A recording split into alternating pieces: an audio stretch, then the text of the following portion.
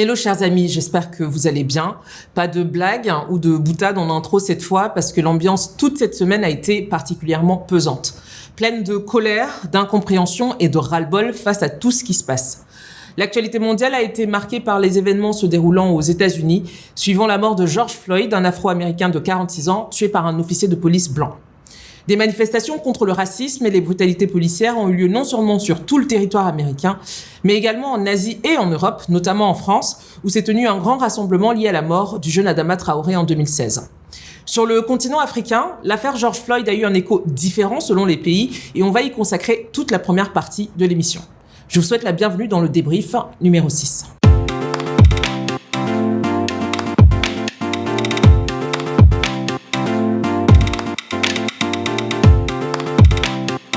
Je vous le disais en introduction, la mort de George Floyd a eu des retombées très variées sur le continent africain selon les pays. Première chose à dire toutefois, à la différence d'autres régions dans le monde, il y a eu très peu de manifestations de soutien en Afrique, comme on a pu en voir en Allemagne, au Brésil, au Japon ou en Australie.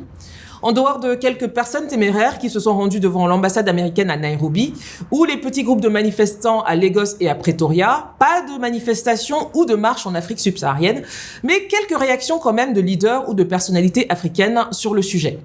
On peut citer Moussa Faki Mahamat, président de la Commission de l'Union africaine, qui dans un communiqué a exhorté le gouvernement américain à éliminer les discriminations raciales. Quant à Nicéphore Soglo, ancien président du Bénin, il s'est exprimé en tant que vice-président du club des anciens chefs d'État africains. Alors, petite pause. Vous saviez qu'il y avait un club des anciens chefs d'État africains ? Je me demande bien de quoi ils parlent pendant leur réunion. Mais bon, revenons au sujet. Donc, Monsieur Soglo, au nom de ses illustres collègues, a déclaré le 1er juin 2020 que les gouvernements africains devaient, je cite, « élever une vive protestation contre l'ignoble mise à mort de George Floyd ». Petit commentaire personnel, avouez que c'est quand même assez ironique que certains anciens dirigeants africains, qui ont un bilan, disons, très lourd en termes de violation des droits de l'homme, se permettent maintenant de donner des leçons d'humanisme aux États-Unis. Mais enfin, un autre dirigeant africain qui s'est exprimé, c'est Nana Akufo-Addo. Le président du Ghana, sur ses différents comptes officiels, a présenté ses condoléances à la famille de George Floyd, tout en souhaitant que le décès de celui-ci inspirera un changement durable dans la façon dont l'Amérique affronte ses problèmes de haine et de racisme. Il faut dire que la réaction du chef de l'État ghanéen était très attendue. En effet, ces 3 dernières années, Nana Akufo-Addo a beaucoup prêché pour le retour des Afro-Américains en terre ghanéenne via la campagne Year of Return, l'année du retour. Il était donc tout à fait normal, voire recommandé, qu'il s'exprime très rapidement sur le sujet. Dans le pays voisin, au Nigeria, le président Buhari s'est également exprimé, mais cette fois-ci par l'intermédiaire de son porte-parole. Côté artistes et célébrités, là aussi, la majorité des réactions a été par des posts sur les réseaux sociaux. De l'actrice Omotola à Fally Ipupa, en passant par l'artiste béninois Faniko, le peintre sénégalais Boubou Niang ou la chanteuse Daphné, une grande partie des stars africaines s'est mise au diapason de la situation. Mais apparemment, pour certains, ce n'est pas assez. Le journaliste burkinabé Morin Yamongbe a par exemple publié un article au Vitriol intitulé « Les Africains sont Charlie Hebdo, mais pas George Floyd ». Peut-être qu'il faudrait regarder la situation d'un autre angle. Le mouvement est certes parti des États-Unis, mais quand on regarde les mouvements de protestation actuels à échelle mondiale, on voit surtout une remise en cause de la légitimité, voire de la nécessité de la police, et plus globalement d'ailleurs des forces de l'ordre. Est-ce qu'on leur aura donné trop de pouvoir ? Comment mettons fin à la culture de l'impunité qui règne autour des violences policières ? Doit-on tout simplement abolir l'institution policière ? La mort de George Floyd n'a peut-être pas été suffisamment relayée au niveau du continent africain, au goût de certains, mais elle a clairement servi à remettre sur la table la question des abus commis par les forces de l'ordre en Afrique. Comme en Afrique du Sud, où en plein confinement au mois d'avril, Petrus Miguels, 40 ans, habitant d'un quartier pauvre, a été frappé à la tête, au ventre et a reçu des coups de pied par des militaires, puis est décédé quelques heures plus tard sur ce matelas, devant chez lui. Son crime ? Il buvait une bière à domicile alors que la vente d'alcool était interdite. Un procès devrait se tenir. Du côté du Kenya, c'est Yassine Hussein Moyo, 13 ans, qui a été tué par balle au mois d'avril également par un policier alors que le jeune garçon se tenait sur le balcon de sa maison. Là aussi, les policiers concernés ont été arrêtés et inculpés pour meurtre cette semaine. Au Mali, c'est Seiba Tamboura, 18 ans, qui a abattu de sang-froid par un officier le 11 mai lors d'un contrôle sur la route. Ce décès a provoqué la colère de la population et un commissariat a été brûlé. Il y a aussi le cas d'Agbende Pessou, dit Mohamed, ce jeune employé d'une station de lavage automobile qui s'est fait tuer en plein jour par un fonctionnaire de police à Lomé, au Togo, lors d'une altercation le 20 mai. On peut également parler du Congolais Freddy Marcus Kambale, 22 ans, tué d'une balle dans la tête à Beni le 21 mai dernier, à l'est de la RDC, par les forces de l'ordre alors qu'il participait à une manifestation contre la violence et la criminalité. Au Nigeria, c'est le cas de la jeune Tina Ezekwe, 16 ans, qui a retenu l'attention. L'adolescente a été tuée par une balle d'un policier la semaine dernière, alors qu'elle se tenait tout simplement à un arrêt de bus. Suite à une forte mobilisation sur les réseaux sociaux via le hashtag Justice for Tina, les autorités ont annoncé l'arrestation et de possibles poursuites à l'encontre des 2 officiers mis en cause dans l'assassinat de la jeune fille.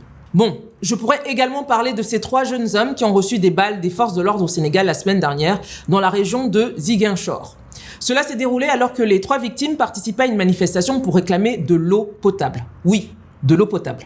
Et enfin, on ne peut pas ne pas évoquer le cas de Samuel Ouazizi, journaliste camerounais enlevé et détenu secrètement par des militaires depuis le 2 août 2019. 300 jours, c'est-à-dire 10 mois après son arrestation, et alors que ni sa famille ni ses avocats n'avaient de nouvelles, on a appris le 3 juin 2020 que le journaliste serait décédé pendant sa détention. Alors, je pourrais continuer longtemps ce décompte macabre, mais je pense que vous avez saisi. Les circonstances de la mort de George Floyd, tout comme celle d'Adama Traoré, ont choqué, alerté, voire réveillé beaucoup d'entre nous. Pas uniquement sur les méfaits de racisme, mais de manière plus générale sur la nécessité de repenser les sociétés respectives dans lesquelles nous vivons, notamment en Afrique. En tant que civils et citoyens, quelle est l'utilité et l'efficacité réelle de nos forces de l'ordre sur le continent ? Sont-elles là pour maintenir un ordre social inégalitaire ? Sont-elles là pour renforcer la répression des régimes dictatoriaux ou sont-elles là pour protéger et servir la population ? On va faire un petit début de réponse avec Jean de Dieu Momo en 2007 dans le documentaire d'Oswald Lewat. Et ça, c'était avant qu'il ne devienne ministre délégué auprès du ministre de la Justice au Cameroun. Moi, je suis avocat des droits de l'homme. Ma fonction, c'est de défendre les gens. En Europe, est-ce que les gens comprennent bien mon propos ? Est-ce que les gens peuvent imaginer qu'on a un pays où le policier peut tuer quelqu'un et il ne sera pas fait de jugement. Il n'y aura pas de tribunal. Personne ne peut comprendre ça, je veux dire, en Occident, puisque eux, ils sont dans des pays développés, dans des pays qui pratiquent quand même le droit depuis très très longtemps. Les gens ne peuvent pas comprendre que j'accuse le gouvernement de complicité ou même d'être l'acteur principal, n'est-ce pas, de l'injustice dans ce pays. Les gens ne peuvent pas comprendre ça ailleurs. On va se dire, bon, tant que c'est une affaire de noirs, tant que c'est une affaire de nègres, bon, les gens n'en ont rien à faire. Je note que les forces de l'ordre chez moi, au Cameroun, ont pour mission essentielle de terroriser le peuple et non de mettre l'ordre. Il s'agit de comprimer un peuple, de faire en sorte que ce peuple ait toujours peur. Un peuple qui a peur ne revendique pas, ne se révolte pas. Et donc, on peut donc s'installer au pouvoir pendant 25 ans, pendant 30 ans. On peut organiser des élections frauduleuses et le peuple ne dira rien. Donc, il y a de tout cela, il faut comprendre cela. Alors, je vais m'adresser plus particulièrement à celles et ceux qui me regardent depuis le continent. Prenez un petit moment pour y réfléchir. Combien de fois avez-vous eu recours à la police dans votre pays et celle-ci a pu empêcher une agression ou un crime ? Combien de fois vous êtes-vous senti en sécurité et non effrayé lorsqu'un quart de gendarme s'est approché de vous ? Combien de fois avez-vous dû payer un policier pour une infraction que vous n'avez pas commise ou pour obtenir quelque chose qui vous revenait de droit à la base ? Combien de victimes de violences sexuelles se sont senties rassurées ou prises au sérieux lorsqu'elles ont déposé plainte auprès de la police ? Combien de fois vos voisins ou vos proches ont-ils été plus efficaces et plus réactifs que des policiers en situation de détresse ? Autant de questions dont on peut facilement deviner les réponses. Il serait peut-être temps qu'en Afrique, on commence à s'interroger sur l'institution qu'est la police. Certains groupes de la société civile ont déjà commencé ce travail, comme l'organisation togolaise Front Citoyen Togo Debout, qui a annoncé plusieurs manifestations contre les bavures policières. La même chose devrait se produire la semaine prochaine au Kenya. Espérons que d'autres sociétés civiles et pays africains leur emboîtent le pas. Sur une note beaucoup plus légère, on va maintenant en Afrique australe, plus spécifiquement en Namibie pour une affaire un peu absurde mais très révélatrice. Le parti au pouvoir dans ce pays s'appelle le SWAPO, en français Organisation du peuple du Sud-Ouest africain, et ils célébraient leurs 60 ans le dimanche 19 avril dernier à Windhoek, la capitale. À cette occasion, le chef de l'État, Hage Geingob, qui est aussi le chef du parti, a organisé une fête réunissant plusieurs invités de haut rang, dont le Premier ministre, le vice-président et le secrétaire général du parti. Problème, la célébration s'est tenue alors que la pandémie du coronavirus en Namibie avait provoqué la mise en place de mesures barrières strictes, dont l'interdiction de rassemblement.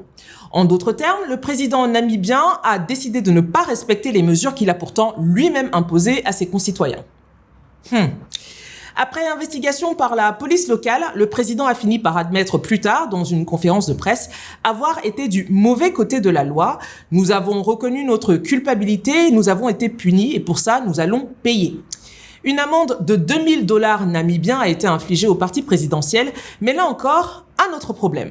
Selon les règles officielles, toute personne en Namibie qui ne respectait pas les mesures barrières devait régler individuellement son amende. En l'occurrence, plusieurs jeunes qui participaient à une fête dans le pays avaient dû payer chacun l'amende imposée lorsqu'ils avaient été pris en flagrant délit. Du coup, on se demande, pourquoi lorsqu'il s'agit d'une fête organisée par le parti au pouvoir, c'est uniquement le parti qui est sanctionné et non les invités à titre individuel ? Faut croire que certains ont beaucoup de mal avec les règles, surtout quand ce sont eux qui les font, n'est-ce pas ? Enfin, point positif quand même, vu tout ce que j'ai pu dire précédemment sur la police en Afrique, il faut déjà s'estimer heureux que la police namibienne ait pu mener une enquête contre le parti du chef de l'État.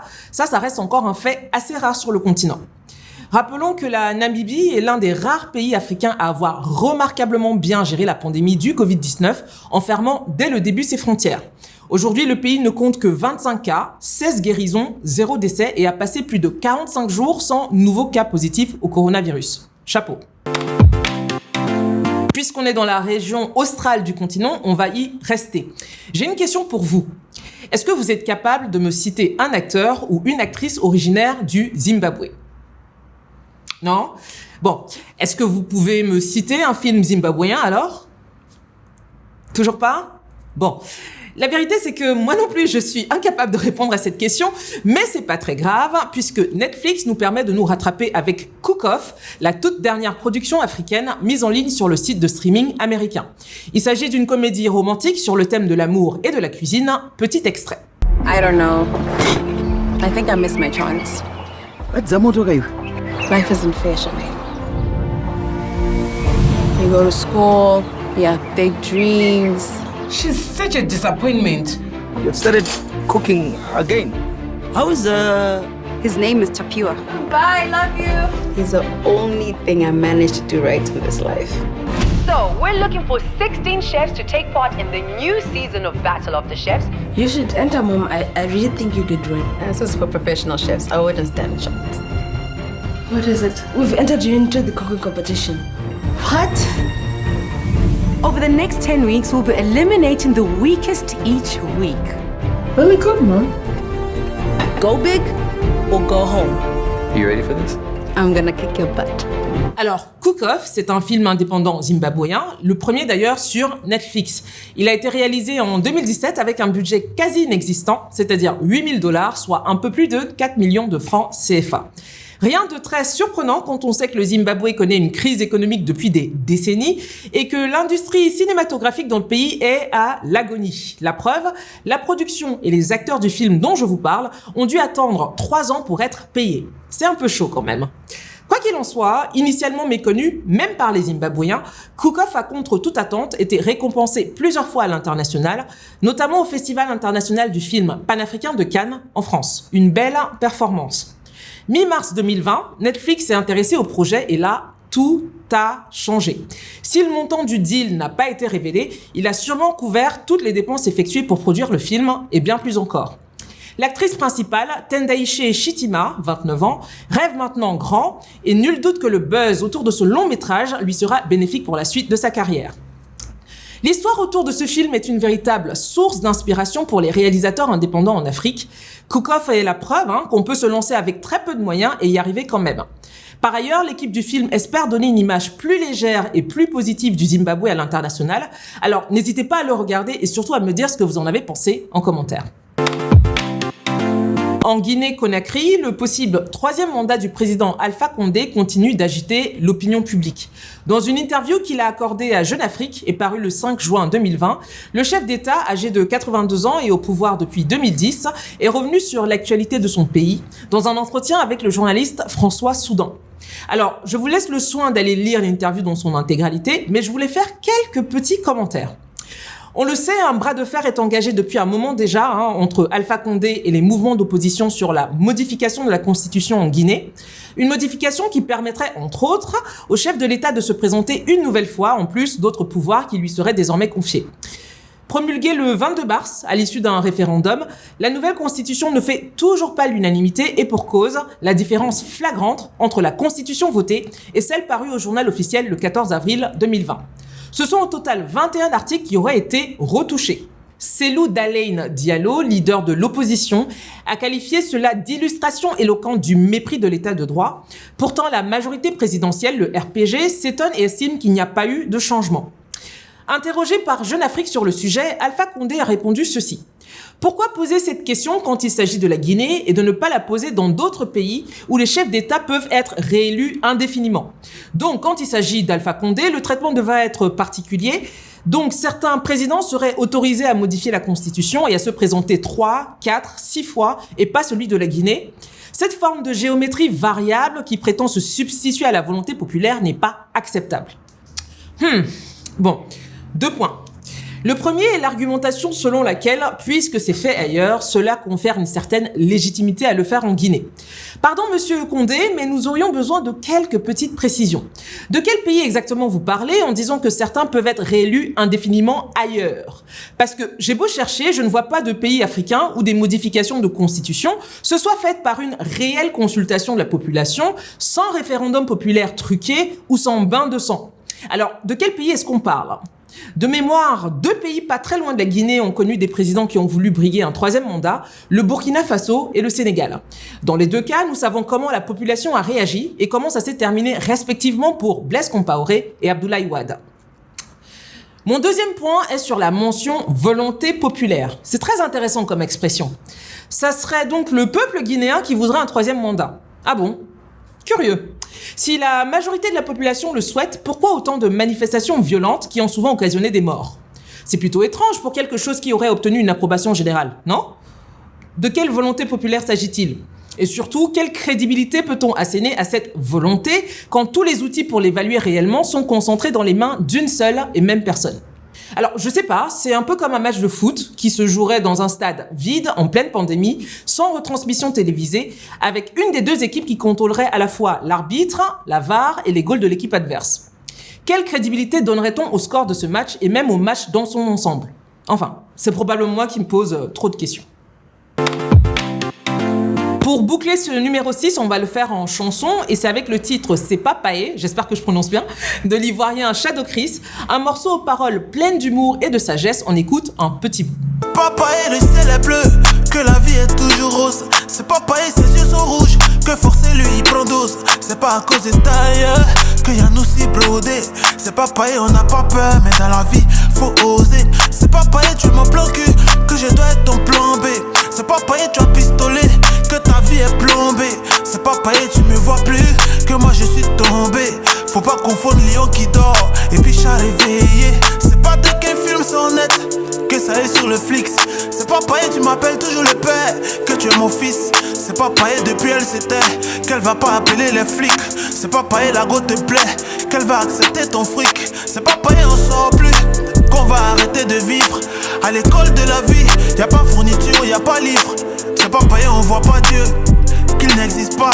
Dieu se révèle par ses œuvres, tout comme Corona. C'est Papaye, y a pas école, que la vie suit pas son cours. C'est Papaye, elle n'a pas force, qu'elle peut pas casser ton cou.